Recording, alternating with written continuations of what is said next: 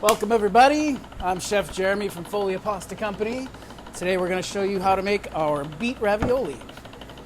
Beet ravioli seems like a weird flavor maybe, but I actually based this one off a salad I used to make, a beet salad that had shaved fennel and yummy local goat cheese and toasted hazelnuts. So that's what we did for our filling here.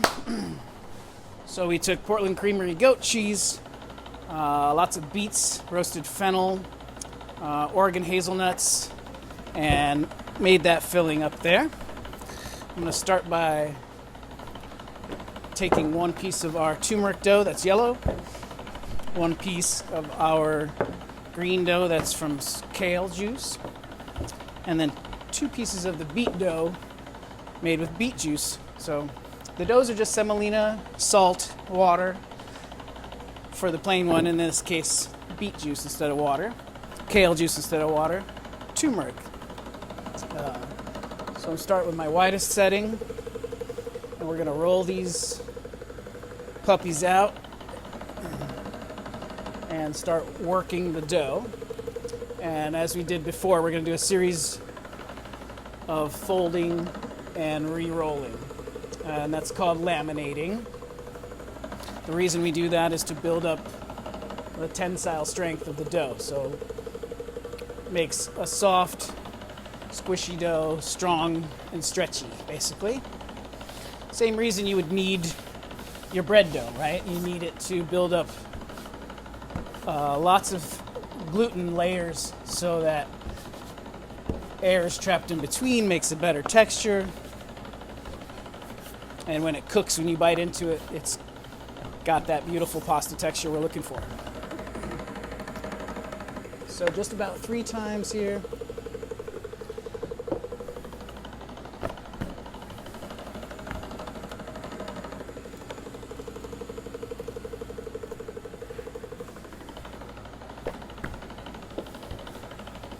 And it's a beautiful 70-degree cloudy day here in Beaverton.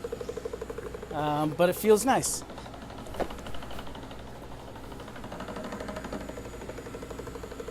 Rolling these through.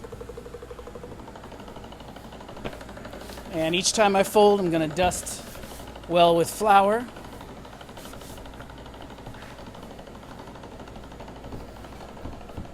And then roll through again. Just about 2 to 3 folds is all you need to do.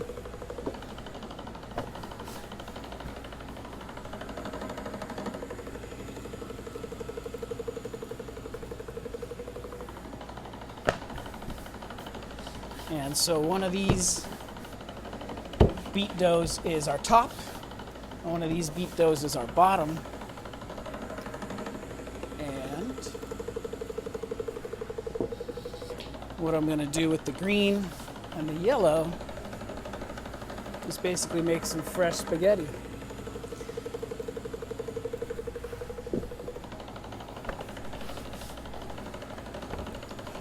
So once we get those finished laminating,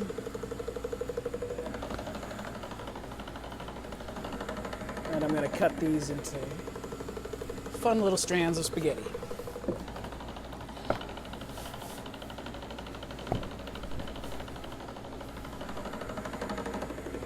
So a nice worked dough, perfect little stretch, and like a rubber band, snaps right back.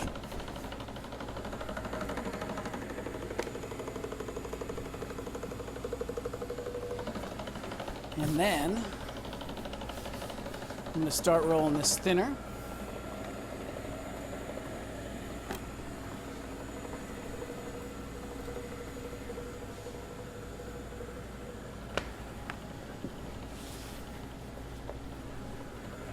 Roll both the green and the yellow.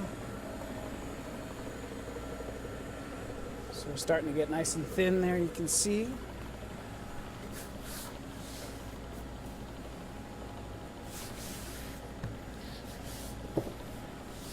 And one more thinness here.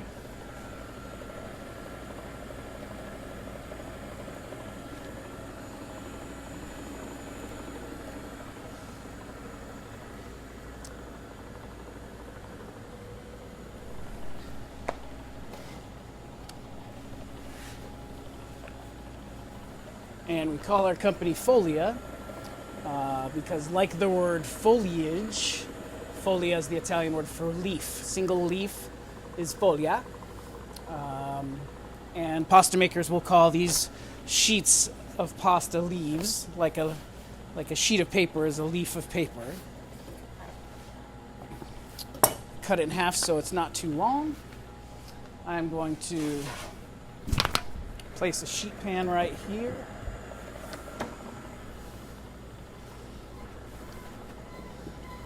And dust that sheet pan with flour.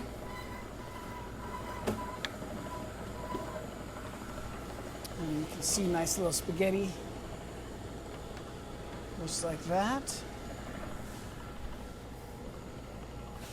Making sure I'm well floured on all surfaces here so it's not going to stick back together once it's cut.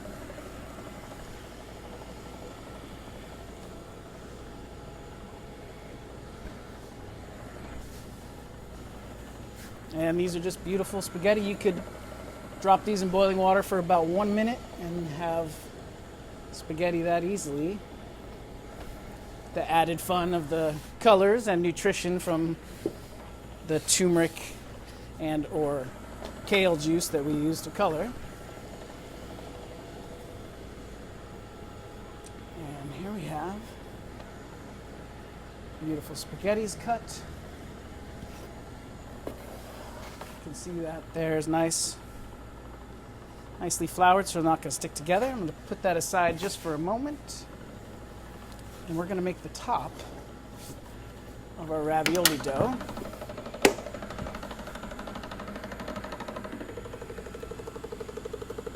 Okay, rolling back through on the thickest. And then slowly go down in thickness till we get the level that we want.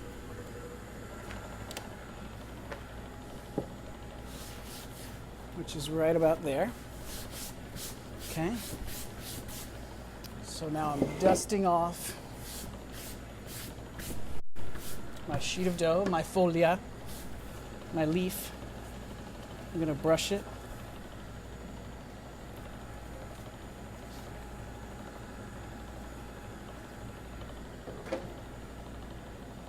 Okay.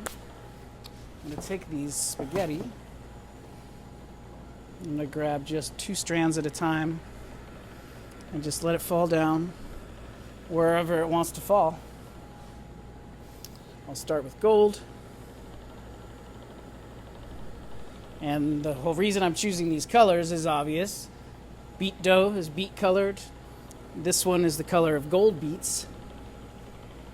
And then the green would represent the leaves at the top of the beet plant.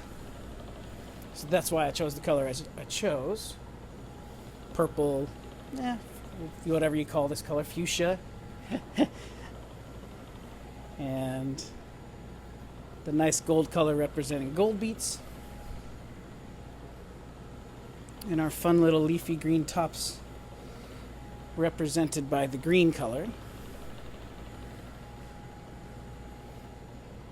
So just 2 strands at a time, let it fall down wherever it wants to go. Within reason, of course. I want it to be have like an even spread of color, so you don't have huge clumps of gold here and not enough green here, right? Make it nice and even. All right, that's when I would say that looks pretty darn good. Take my rolling pin and start pressing those spaghetti into that dough. Then I'm going to dust with flour so that my dough's not wet anymore. Don't want to work with wet dough. Press again with our rolling pin. Then make sure both sides are well dusted. And then I'm going to roll straight through here.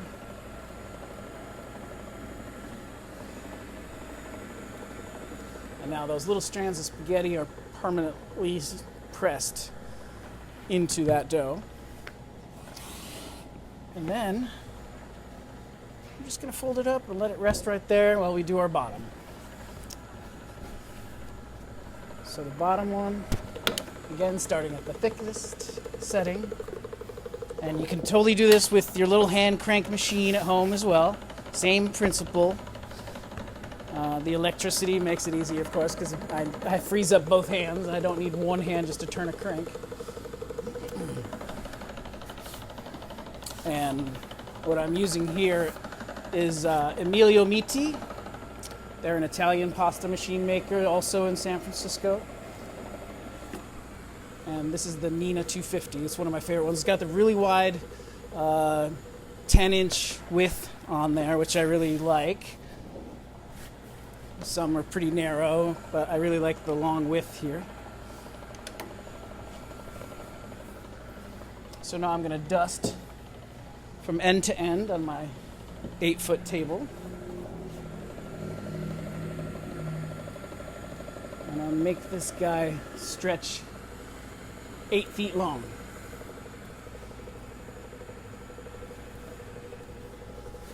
Run through maybe one more time here.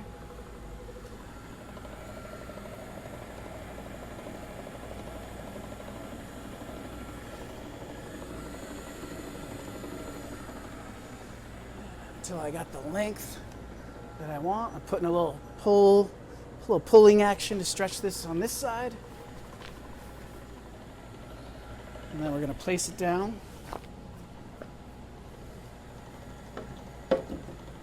And then if it doesn't cover the whole table, guess what? No big deal.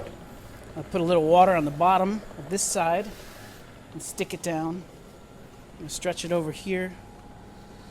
And the water is going to make it just glue right to the table. All right. So now we have our bottom. All right, it's 8 feet long. And our next step is to fill.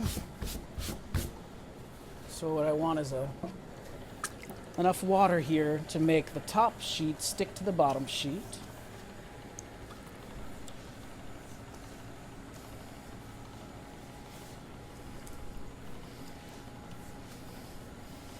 Entire length. I'm going to grab our filling here. So I scoop my fillings out ahead of time. This is about a 2 ounces of filling per ravioli. So I make sort of a large ravioli, about 3 fingers apart from each other. And that gives me plenty of room to work and stretch the dough around it.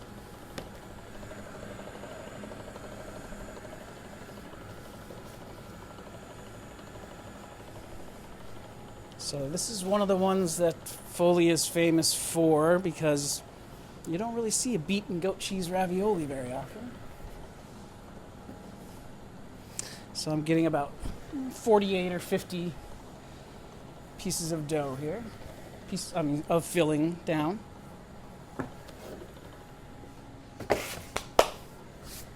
Now I'm going to take my top of the dough. This is the bottom side of the top. And I want to make sure there's not too much flour that'll prevent the top from sticking to the bottom. Let me grab that. I'm going to go through pasta machine the same thickness as the bottom.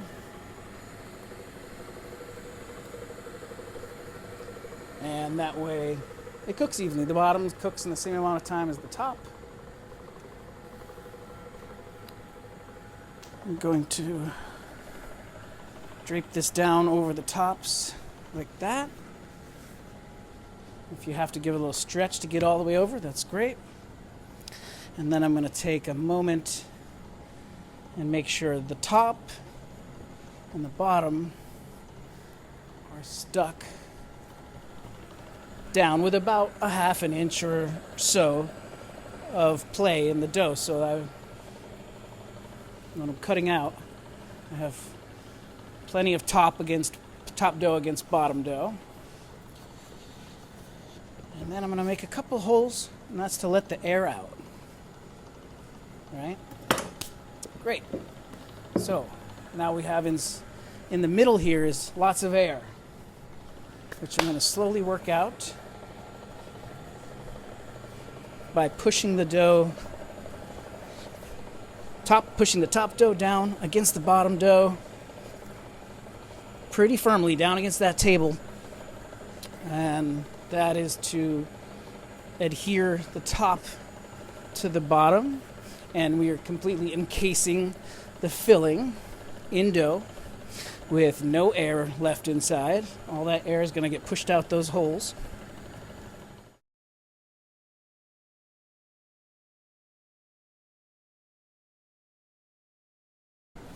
Now, then I have my 3 cutters. I'm going to use the back side actually first, and what that's going to do is seal the top to the bottom more permanently now. So push it down good and hard. I want the 2 layers of pasta dough that are stuck together to be the same thickness as a single layer of pasta dough that's surrounding the filling. So that way the edge isn't more tough and undercooked than the rest of the dough. It makes all the dough sort of an even thickness, even where dough touches dough.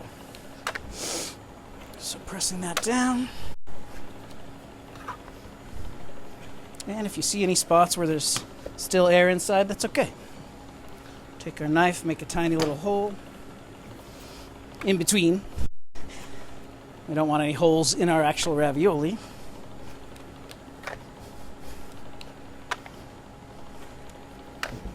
And that just takes a minute to get through all 48 of them. And so this is a fun one. I would definitely serve this one with sort of a brown butter sage sauce, or you could do Alfredo. I think pesto works really well with the beets and goat cheese and hazelnuts. So we make a hazelnut pesto as well with the local Oregon hazelnuts. That would be fantastic with this. I do make a brown butter, sage, and hazelnut sauce as well. But if you just want to keep it simple, you could just put a little butter, maybe a little Parmesan grated on top. Okay. Now we have filling encased in dough. The 2 layers are sealed. I'm going to take the larger one and just go right on back and cut every single one of those out.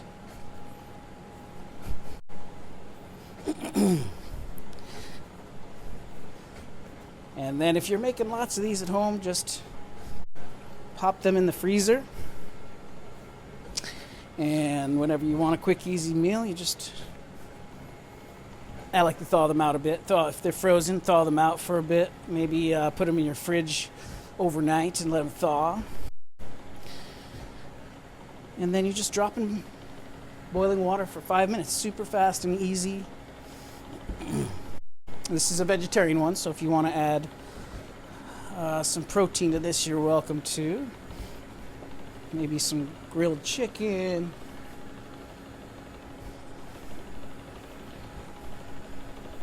I could see pork, of course, working as well. Nice pork tenderloin with the goat cheese and beets would be fantastic.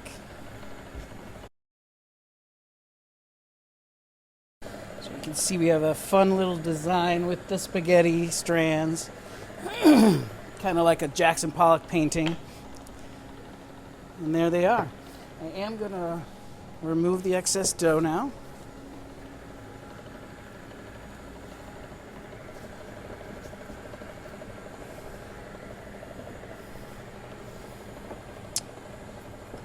So here we go. And then one last step I like to do is take that smallest one and go right on back through and then squeeze around the edges one last time just to make sure it is sealed. You don't want these to open up in the water while they're cooking. So once you've done that,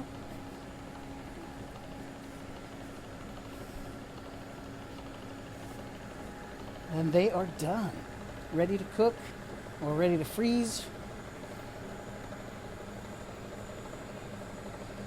So it's gonna be a fun pasta night for you guys out there.